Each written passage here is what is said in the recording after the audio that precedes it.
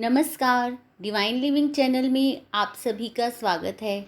आज इस वीडियो में हम जानेंगे संत कबीरदास ने अपने अंतिम समय के लिए मगहर को ही क्यों चुना। भारत की भूमि पर जन्म लेने वाले महापुरुषों में संत कबीर का नाम बड़े आदर से लिया जाता है, जिन्होंने अपने पूरे जीवन काल में पाखंड, अंधविश्वास और व्यक्ति पूजा का विरोध करते हुए अपनी अमृतवाणी से लोगों को एकता का पाठ पढ़ाया। संत कबीरदास वाराणसी में पैदा हुए थे और उन्होंने अपना पूरा जीवन वाराणसी यानी काशी में ही बिताया, लेकिन जीवन के आखिरी समय में वो अपनी स्वेच्छा से काशी छोड़कर मगहर आ गए। आइए जानते हैं वह क्या कारण था जिसकी वजह से उन्हें मगहर आना पड़ा। प्राचीन काल से ऐसी मान्यता है कि काशी में यदि मृत्यु हो तो मनुष्य मुक्त हो जाता है, लेकिन दूसरी ओर मगहर के विषय में यह मान्यता है कि जिसकी मृत्यु मगहर में होती है वह नरक में जाता है या उसका गधे का जन्म होता है। भगत कबीर इस अंधविश्वास को तोड़ना चाहते थे और यही कारण था कि अपने अंतिम समय के लिए उन्होंने मगहर को चुना। अपने इस फैसले के बारे में कबीर ने लिखा था, क्या काशी क्या ऊसर, मगर राम हृदय मसमोरा, जो काशी तन तजे कबीरा, राम में कौन निहेरा। इस दोहे के द्वारा कबीर कहते हैं, काशी हो या मगहर, मेरे लिए दोनों एक जैसे हैं, क्योंकि मेरे हृदय में राम बसते हैं। अगर कबीर ने मोक्ष के लिए काशी में शरीर को त्याग किया तो फिर राम पर मेरे विश्वास का क्या होगा।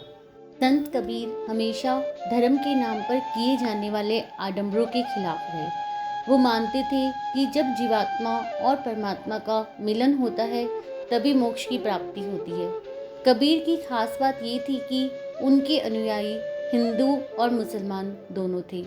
जब कबीर की मृत्यु हुई तो दोनों पक्षों के बीच इस बात पर लड़ाई होने लगी। जहाँ एक और हिंदू उन्हें जलाना चाहते थे तो मुस्लिम उन्हें दफनाना चाहते थे।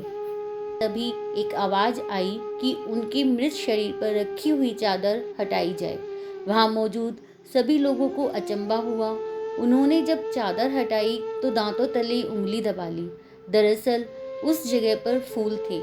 कबीर के शरीर का नामो निशान नहीं था। कबीर ने अपने मरने के बाद भी धर्म के नाम पर किए गए झगड़े को सुलझा दिया था, क्योंकि इसके बाद दोनों पक्षों ने फूल को दो हिस्सों में बांट लिया।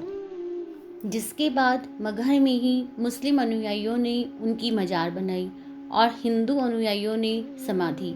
समाधि और मजार एक ही परिसर में हैं, जहाँ हिंदू समाधि पर फूल आदि अर्पण करते हैं, घंटे बजाते हैं और मुस्लिम मजार पर चादर चढ़ाकर अपनी आस्था प्रकट करते हैं। हमारे प्रधानमंत्री मोदी जी 2018 में मगहर गए थे।